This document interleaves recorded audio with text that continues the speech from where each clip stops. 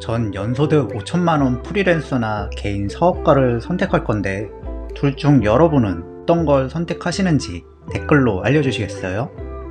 사람마다 기준이 다를 텐데 저는 과민한 사람, 일명 HSP까지는 아니더라도 사람들한테 받는 스트레스에 굉장히 취약해서 차라리 돈을 적게 벌더라도 자유롭게 일하는 걸 선택하겠습니다. 어떤 분은 주위 사람 별로 신경 안 쓰고 조직 생활에 대한 거부감이 덜하거나 더 많은 소득을 안정적으로 받을 수 있는 장점을 생각해서 연봉 8천만 원의 교수를 선택하실 거예요. 게다가 교수라는 직업의 네임밸류에 따라오는 명예도 있으니 많은 분들이 저하고는 다른 선택을 하실 것 같아요. 아마 개인의 성향이나 삶에서 우선하는 가치 등의 여러 요소들로 인해 각자 다른 선택을 하겠죠. 17세기 스페인을 대표하는 두 미술가의 커리어도 이 밸런스 게임처럼 완전히 다른데요. 디에고 벨라스케스와 바르톨로메 에스테반 무리오에 대해서 이야기해보고자 합니다.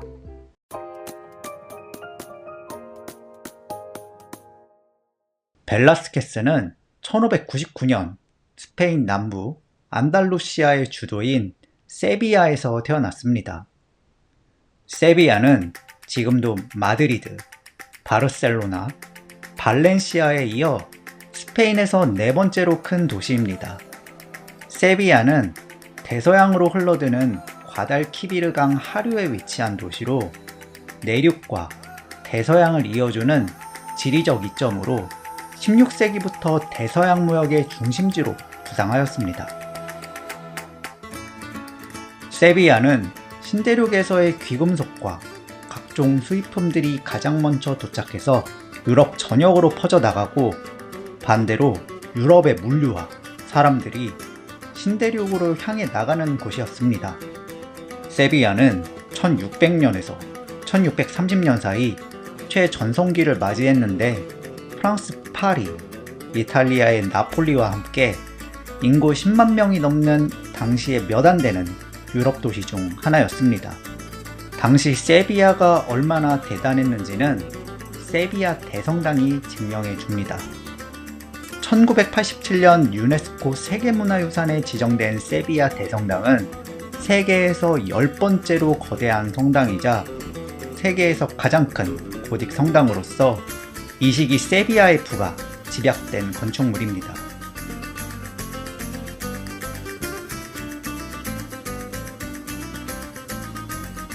오늘날에도 경제적으로 부유한 도시는 각 국가의 미술 중심지인 것처럼 당시 세비야는 스페인 미술의 중심지였습니다. 그 당시 스페인 미술계는 세비야와 마드리드로 양분되었습니다. 이 두 도시가 미술계의 중심이 된 이유는 확연히 달랐습니다.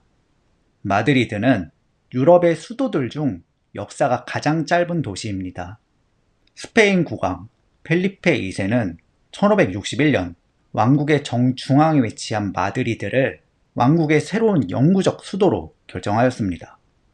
중세의 전통에 따라 스페인 왕실은 한 곳에서 정주하지 않고 필요에 따라 계속 이동했는데 주로 톨레도에서 머물렀습니다.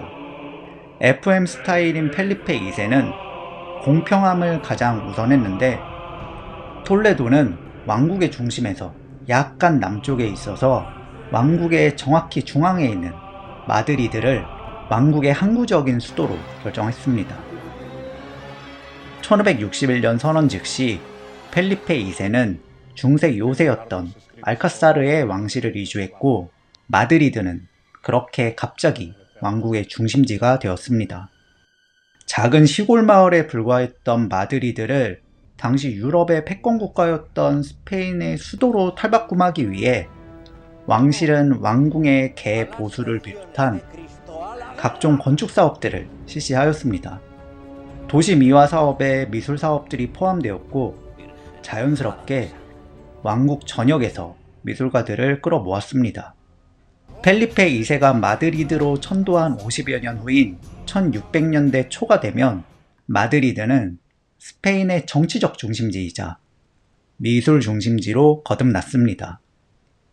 마드리드가 정치적인 이유로 스페인 미술계의 중심지가 된 것과 달리 세비야는 민간 시장에 의하여 미술 시장이 활성화되었습니다.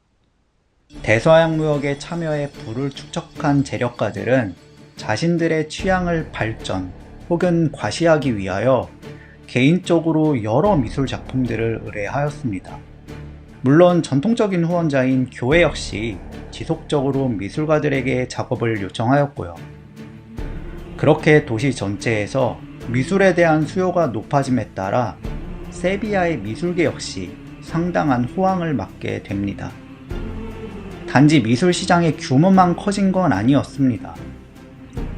훌륭한 취향의 주문자, 후원자들이 몰려듦에 따라 그들의 수요에 부응할 수 있는 재능 있는 미술가들 역시 몰려들 수밖에 없었습니다. 결과적으로 세비야 미술계의 전반적인 퀄리티 역시 높아졌습니다. 프란시스코 파체코는 16세기 말 세비야 미술계의 리더였습니다. 이론가로도 활동했던 파체코는 미술가는 타고나야 한다고 주장했습니다. 천부적 재능의 중요성을 인정하는데 후천적인 요소도 무시할 수는 없습니다. 미술사학자 후안 미겔 세레라는 미술가의 출신 지역이나 배경도 천재적 미술가의 탄생에 상당히 중요한 요소라고 지적합니다. 그는 벨라스케스를 그 예로 제시하는데, 벨라스케스는 당시 스페인의 미술 중심지인 세비야에서 태어나 이른 나이에 트레이닝을 받을 수 있어서 천재성을 발휘할 수 있었다고 주장합니다.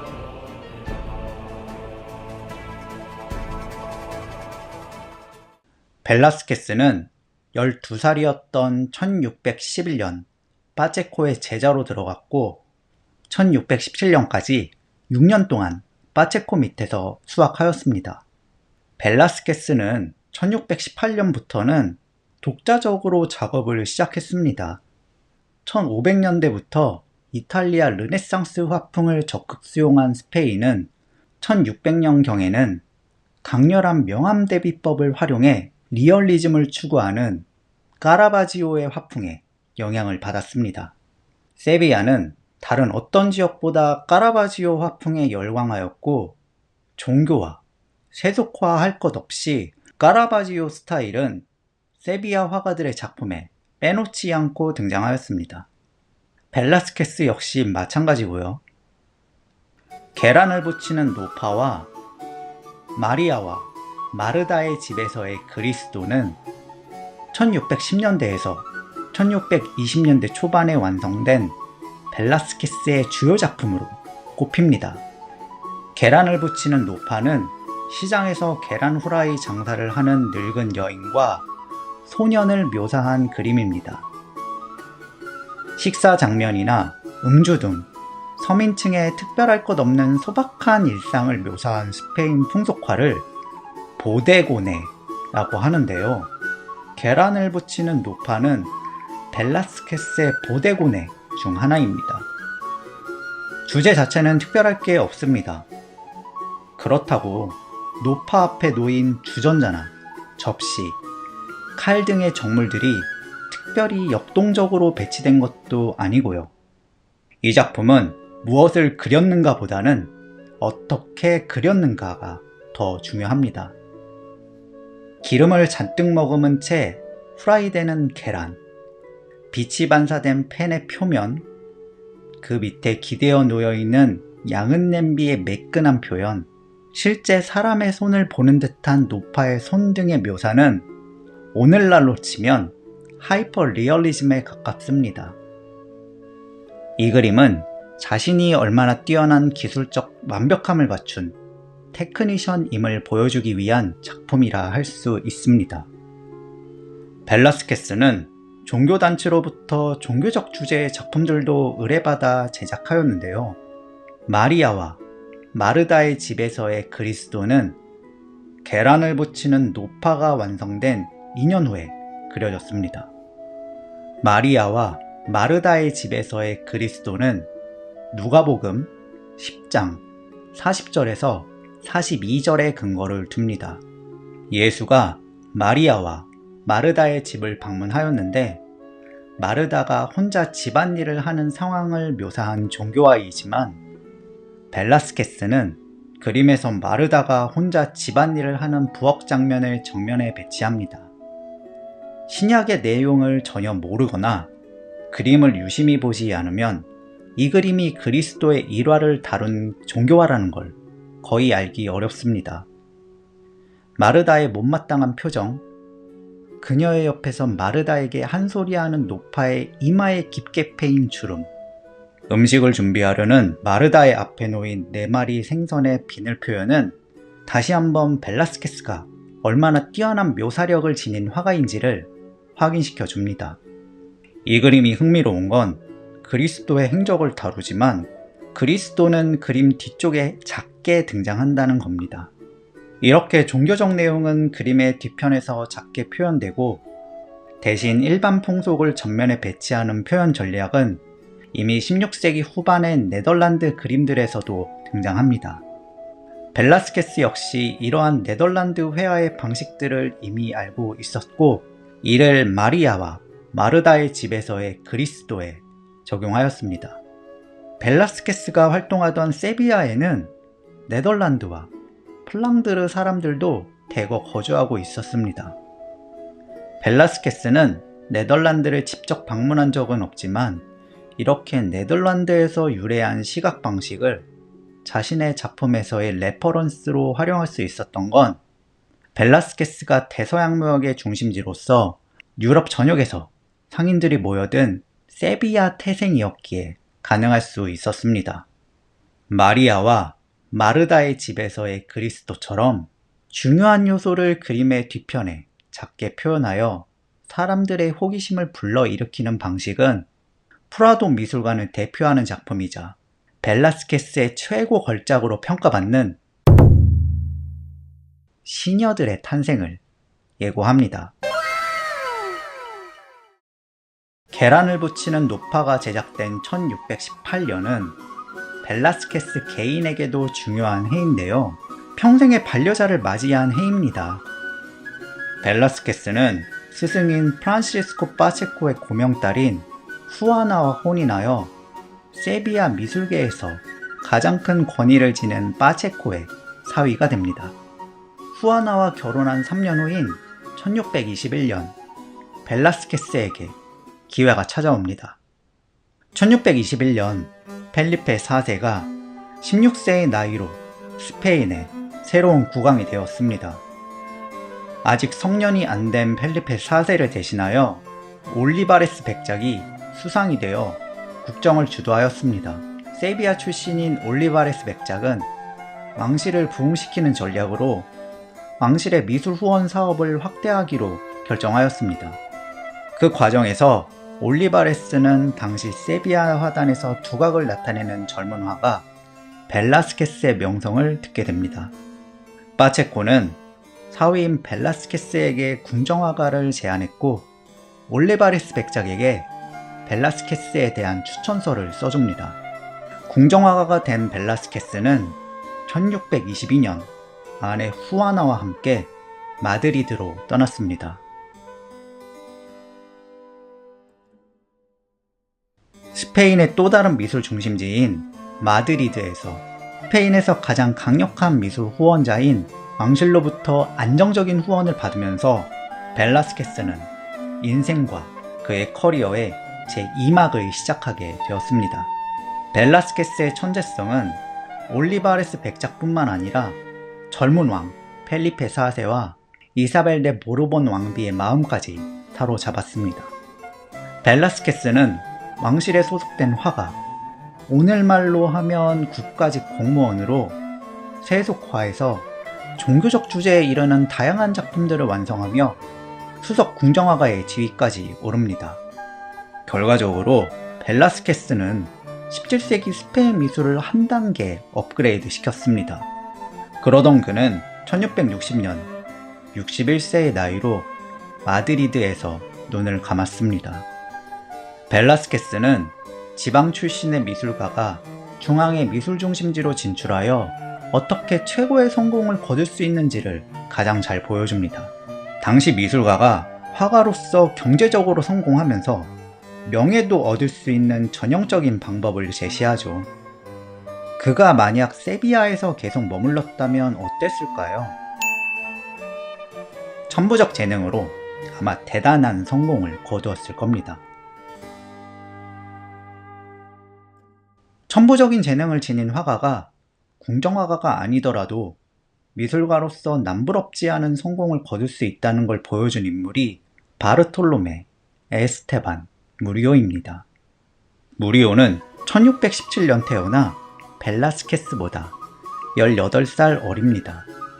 무리오는 외과의사 겸 이발사였던 아버지의 14명의 자녀들 중 막내로 세비야에서 출생하였습니다. 무리오는 11살 때 고아원에 보내지게 되었는데 얼마 지나지 않아 누나인 아나가 무리오를 걷어줬다고 하네요. 무리오는 후안 델 카스티오로부터 그림을 배웠습니다. 델 카스티오는 세비야에서 태어나 세비야에서 활동했습니다. 파체코가 벨라스케스의 스승이자 장인이지만 미술가이자 미술 이론가로서 후대에도 잘 알려져 있는 것과 달리 델 카스티오는 오늘날에는 무리오의 스승이라는 사실 때문에 회자되는 평범한 재능을 지닌 화가입니다. 알려진 바에 의하면 무리오는 16세가 되던 해에 세비야를 떠나 신대륙으로 이주하려고 했습니다. 실제로 그가 신대륙으로 떠났는지 확인되지는 않습니다. 그렇지만 그의 남아있는 가장 이른 시기의 작품이 그의 나이 28살이었던 1645년에 완성된 작품으로 벨라스케스가 세비야에서 직업 화가로서의 커리어를 시작하던 나이보다 무려 10살이나 많았던 걸 감안하면 그가 세비야를 떠나 신대륙으로 떠났다가 다시 되돌아왔을 가능성도 배제하기는 어렵습니다. 요셉과 보디발의 아내는 무리오의 가장 초기 작품에 해당합니다. 창세기 39장에 따르면 요셉은 이집트의 노예로 팔려가 파라오의 경호대장인 보디발의 집에서 노역을 하였는데요. 보디발의 아내가 요셉의 얼굴을 보고 반해 요셉을 유혹합니다. 요셉은 보디발의 아내의 지속된 유혹을 거부하였고 이에 모욕감을 느낀 그녀는 요셉이 자기를 범하려고 했다고 누명을 씌워서 감옥에 갇히게 됩니다. 무리오는 요셉이 보디발의 처의 유혹으로부터 자신의 도덕성을 지키기 위해 도망치는 장면을 묘사합니다. 이 장면은 틴토레토, 오라시오 젠틸레스키, 귀도 레니 등의 선배 화가들도 묘사했는데 이들의 작품들과 비교해도 무리오의 작품은 손색이 없습니다. 베네치아에서 활동한 틴토레토의 그림에서 나체의 보디발의 아내는 침대에 길게 누워 요셉의 옷을 붙잡고 놓아주지 않습니다. 틴토레토는 지오르지오네와 티치아노로 이어지는 베네치아 선배 미술가들이 개척한 세로로 길게 누운 여성 누드화의 방식을 적극 활용하여 구약의 한 장면을 매우 에로틱하게 묘사하였습니다. 젠틀레스키의 그림에서 보디발의 아내는 반나체로 등장하며 기도레니의 작품에서 보디발의 아내는 옷을 갖춰 입은 채 등장합니다. 무리오의 그림 속 보디발의 아내는 그중 젠틸레스키의 그림과 가장 가깝습니다. 하지만 젠틸레스키와 귀도레니의 그림보다 요셉의 모습이 훨씬 더 역동적입니다. 심지어 이 원치 않는 상황에서 요셉이 느끼는 불쾌감을 요셉의 얼굴 묘사에서 매우 잘 포착해냈습니다. 비록 깜짝 놀란 듯한 요셉의 두 팔의 위치는 다소 자기적으로 보이기도 하지만 당혹스러운 순간이라는 걸 강조하려는 의도로 이해될 수 있습니다. 젠틀레스키의 그림과 귀도레니의 그림 속 보디발의 처가 다소 생기없어 보인다면 무리오의 그림에서 보디발의 아내는 자신의 유혹에도 단호하게 거절하는 요셉에게 모멸감을 느껴 복수하기 위해 자신의 남편에게 거짓 증언을 하는 이유 상황을 예고하듯 불쾌함과 모멸감을 읽을 수 있는 미묘한 감정을 잘 드러내고 있습니다. 틴토레토의 그림처럼 노골적으로 에로티시즘을 강조하지 않는 적절한 수준에서 성적 상상력을 자극하는 것도 무리오의 탁월한 능력입니다. 그림을 자세히 살펴보면 그가 벨라스케스 못지않게 얼마나 뛰어난 묘사 능력을 지닌 화가인지를 알 수 있습니다. 요셉의 종아리 및 팔뚝의 근육에 대한 묘사, 요셉의 분홍색 투니카의 매끄러운 질감 표현, 보디발의 처가 앉아있는 침대에 깔려있는 담요와 바닥의 카페트의 세밀한 문양 묘사는 놀랍습니다. 게다가 침대 뒤편에 어두운 커튼을 배치하며 검은색 어둠으로 처리된 배경으로 이어질 수 있게 하면서 동시에 요셉과 보디발의 아내의 밝은 피부를 제시하며 자기적이지 않게 각각을 대비시킵니다.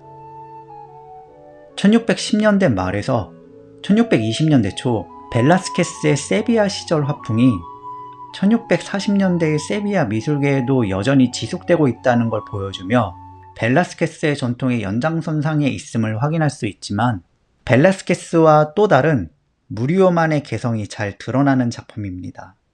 미술가로서의 커리어를 시작하던 시점에 각자의 뛰어난 재능을 제대로 보여준 작품을 완성한 그 해에 개인적으로 중요한 사건을 겪은 것도 벨라스케스와 무리오의 공통점입니다. 계란을 붙이는 루파가 완성된 그해 벨라스케스는 후아나 파체코와 혼인했듯 요셉과 보디발의 아내가 완성된 1645년 무리오는 베아트리스 데 빌라로보스와 혼인합니다. 평생의 반려자를 맞이해 안정적인 가정생활을 꾸리면서 벨라스케스의 커리어가 발전했듯 무리오 역시 꾸준히 작업을 이어나갔습니다. 1655년은 무리오가 출세가도에 오른 해입니다. 무리오는 세비야 대성당의 주문을 받아 세비야 출신의 두 가톨릭 성인인 성 이시도로와 성 레안드로에 관한 그림을 완성합니다. 완성작을 접한 성당 측은 1655년 무리오를 세비야 최고 화가로 공식 선언하였습니다. 세비야 최고 권위의 단체가 무리오의 재능을 인정하니 그는 성공할 일만 남았습니다. 1655년 스페인 미술계의 두 중심지인 마드리드는 56살의 벨라스케스가, 세비야에는 38살의 무리오가 각 지역의 미술계를 대표하며 스페인 미술을 양분하였습니다.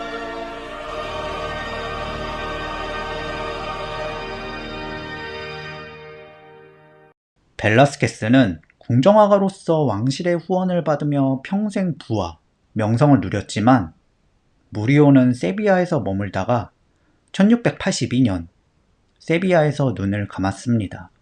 무리오는 1642년, 1645년, 1658년에 단 3번 마드리드를 방문합니다. 1655년 세비야 최고 화가로 인정받은 이후인 1658년 41살의 무리오는 왕실이 소장한 티치아노나 루벤스와 같은 대가의 작품들을 직접 보고 연습할 목적으로 마드리드에 1660년까지 장기 체류합니다.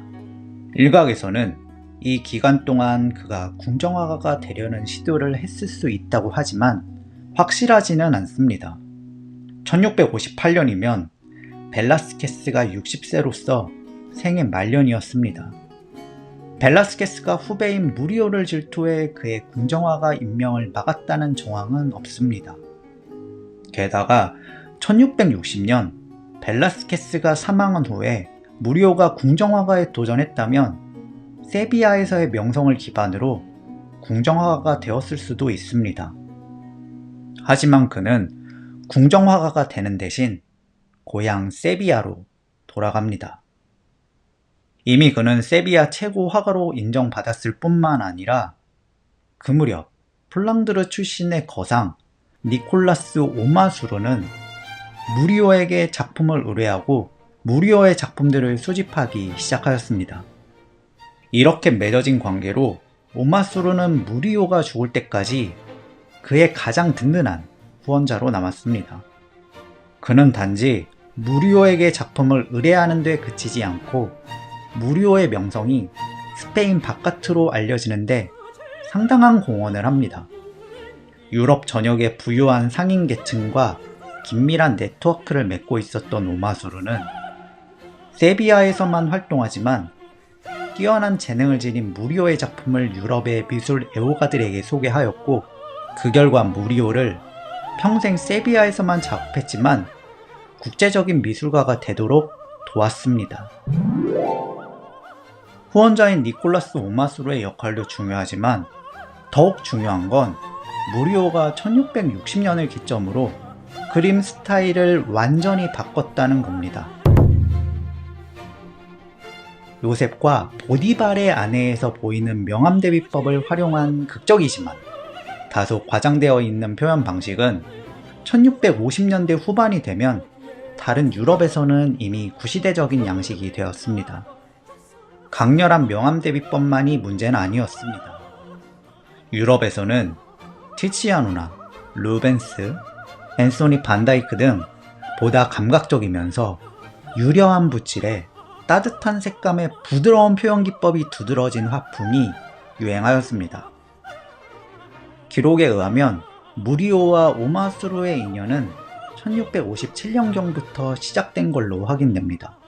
무리오의 재능을 알아보고 그의 후원자를 자처한 오마수루는 무리오가 국제적인 커미션을 받기 위해서는 새로운 트렌드를 받아들여야 한다고 설득했을 겁니다. 이듬해인 1658년 마드리드를 방문한 목적도 궁정화가가 되려는 게 아니라 국제적인 미술 시장에서 경쟁력을 얻기 위해 기존의 화풍을 버리고 철저히 새로운 화풍을 익히려는 목적이었습니다. 무리오는 1658년 마드리드 체류 기간 동안 특히 티시아노와 루벤스의 그림을 집중 연구한 것도 당시 유럽에서 새로운 트렌드가 이들의 화풍이었기 때문입니다. 1658년에서 1659년 사이 무리오가 새롭게 완성한 그림들은 거의 없습니다. 마드리드 방문 이후 무리오가 완성한 가장 이른 시기의 작품은 1660년의 선한 목자인 그리스도입니다. 들판을 배경으로 흰색 양과 함께 아기 예수가 등장합니다. 비록 전면과 후면 일부를 어둡게 처리하지만 이 그림은 요셉과 보디발의 아내를 그린 화가와 같은 화가가 그린 게 맞나라는 생각이 들 정도로 상당히 다릅니다. 명암대비법의 사용 여부만 차이 있는 게 아니라 그림 스타일 자체가 완전히 달라졌습니다. 붓의 표현 자체가 상당히 부드럽고 대상의 윤곽 역시 명확하게 구분되게 표현하지 않고 부드럽게 대상과 배경으로 넘어감으로써 오히려 요셉과 보디발의 아내를 그린 무리오가 아니라 루벤스의 그림이라고 하는 게 더 그럴듯해 보일 정도입니다. 그가 마드리드 체류 기간 동안 얼마나 대단한 자기 혁신을 이루려고 노력했는지를 잘 알 수 있죠. 이렇게 일대 혁신을 이루며 국제 양식을 수용한 무리오는 유럽 전역의 미술 애호가들의 취향을 만족시키면서 고객층을 유럽 전역으로 확대시키면서 말년까지 성공을 이어나갈 수 있었습니다. 무리오의 새로운 화풍의 장착은 결과적으로 세비야 미술계의 판도를 완전히 바꾸어 놓았습니다. 기존의 세비야 화풍은 구시대적으로 보이게 되었고 세비야 화가들에게도 새로운 트렌드가 요구되었습니다. 벨라스케스가 떠난 후 세비야 미술계는 프란시스코 데 수르바란과 데 프란시스코 데 에레라 등이 주도하였습니다. 하지만 1660년을 기점으로 무리오가 불러온 새로운 트렌드에 따라 화풍을 변화시키지 못한 이들은 점차 일감이 줄어들었습니다. 수르바라는 일자리를 찾아 공정화가에 도전했지만 실패했고요. 수르바라는 살아남기 위해 공정화가가 되고자 했지만 무리오는 니콜라스 오마수루라는 강력한 후원자의 지원하에 폭넓은 개인 수요자들과 교회나 단체의 주문을 받으며 프리랜서로서 경제적인 성공과 유럽 전역의 미술 시장에서 공정화가와는 다른 차원의 명예를 인정받았기 때문에 굳이 공정화가가 될 이유가 없었습니다.